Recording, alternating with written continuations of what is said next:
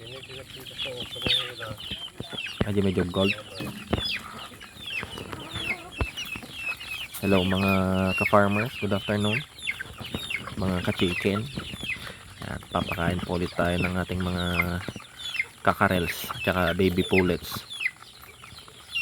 So parang more or less mga 2 months itong mga to. And then nandito yung ating mga dating inahin na ginamit pero pinakawalan na natin para sa ganun ay makapag-refresh sila. Medyo malapit na rin kasing maglugon. Kung mapapansin nyo, dry na yung kanilang mga balahibo, pero nangingitlog-ngitlog sila ngayon. Ito, meron naman tayo ditong 4 months old na Boston Grey. Yan. Hopefully maparami natin itong mga ito. Ngayon lang din tayo bumalik sa pagbe-breed ng mga manok. Medyo napabayaan natin ng medyo matagal-tagal.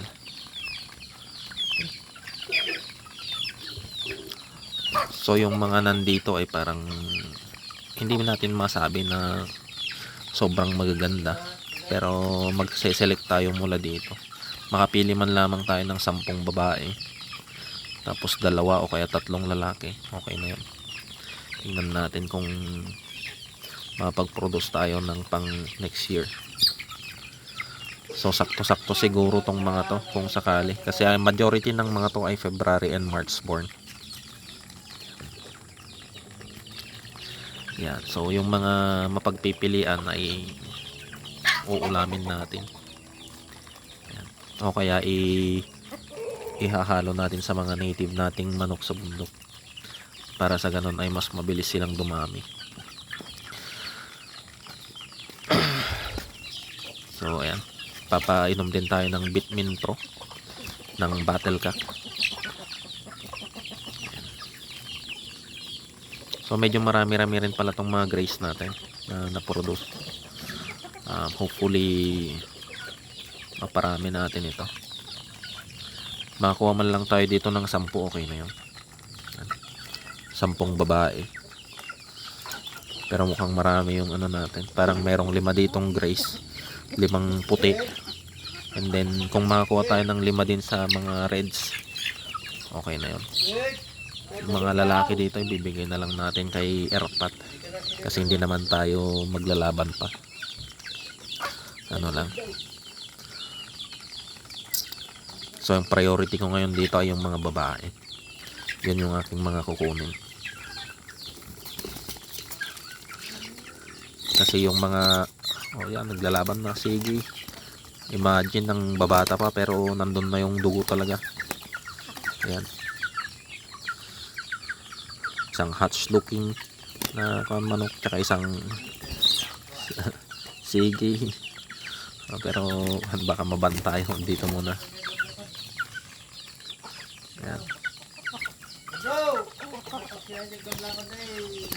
So itong merong pa rin na ihalo palang native dito na isa. So tatanggalin din natin yun.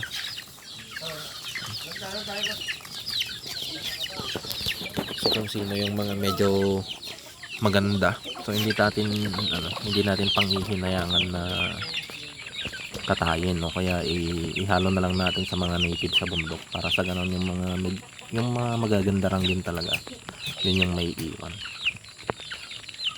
So okay lang na medyo maliit yung maproduce natin, basta quality naman. So walang kwenta yung sobrang marami na mga manok kung medyo alanganin naman sa quality. So naka-focus tayo sa quality, kasi hindi naman natin gagamitin na pang benta-benta tong mga to. So pang sarili muna. Yan. Although hindi rin naman tayo naglalaban, pero siguro sa ngayon mag-i-start din tayong mag-try para matrace natin kung sino talaga yung mga pwede. So magiging selective tayo sa magiging strict tayo sa pagpili ng mga susunod na gagawing materyales. So nung nakaraan, kung sino-sino lang yung mga naiwan, yun yung mga binigyan namin ng asawa. Pero ngayon, dahil meron na tayong mga konting pagpipilian, so ikakal natin yung mga hindi papasa sa ating standards. So yung yan, yung kulay puti na yan tsaka yung kulay parang pungkan na gold, yan baka papasok sa ating ano yan, selection. And then itong puti rin na ito, papasok din yan, yung bata na yan. And then yun, yung gray na yan, maganda rin. So nung sinubukan kong hawak-hawakan sila, medyo okay naman ng mga katawan. So yung mga pinapakain natin dito ay mix ng GMP3 tsaka crack corn. Ayan. Meron din tayong mga greens kaso hindi na ihalo ngayon. Medyo na late kaming bumaba dahil galing kami sa bundok para i-check yung ating ano, yung ginagawa nating farm.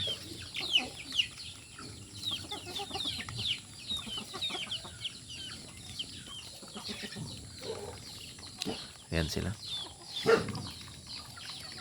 So ito yung aming ipinapainom. Hindi naman madalas pero siguro once a day nagpapainom tayo ng Vitamin Pro para sa ganon ay may bigyan natin yung mga suplementong kailangan ng ating mga manok.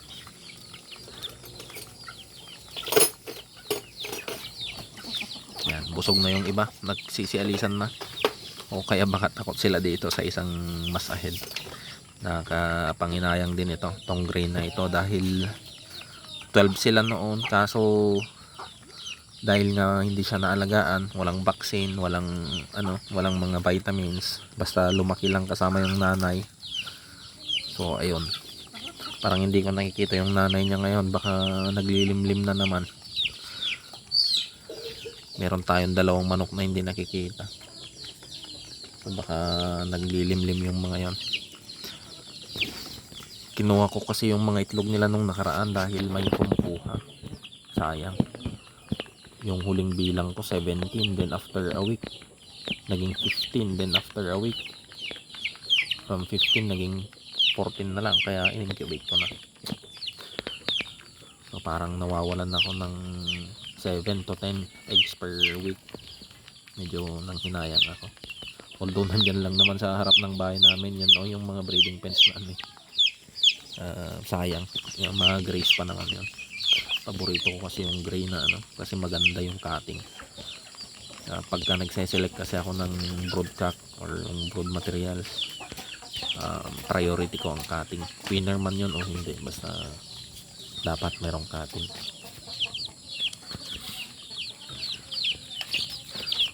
So sa mga nagtatanong kung anong mga bloodlines ng mga to, hindi ko po alam. Chapsoy pong mga to, pero a little throwback nung araw, mga lemons pong manok namin, mga ganyan itsura. Nung bata ako, mga lemons ang majority noon. Binigay ng tiyuhin ko, yung dating mayor, and then yung mga tiyuhin ko rin na galing mahilig kumuha sa Bacolod dati, so nakakuha kami ng mga winners, and then yun yung mga pinaparami. And then habang lumalaki ako nung college, na parang nahalo-haluan kasi itong mga to, nahalo-haluan. And then ito Gilmore tsaka black naman ang combination ng black na to. Yan off color na white gold, hindi ko sure kung ano rin naman ng bloodline composition yan.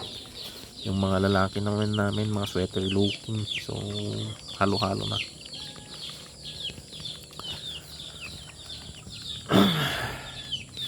Pero susubukan nating every year magbabawas tayo ng mga kung ano lang yung mga maganda na mga parent stock. Kung sino yung mga magpo-produce ng winner, sila lang yung ating i-continue, I should say. Kapag hindi maganda yung performance, itatanggalin natin siya sa ating manok.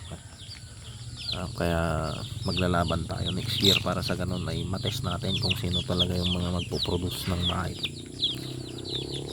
So yun lang muna for today's update mga ka-farmers, ka-chicken. Magandang araw.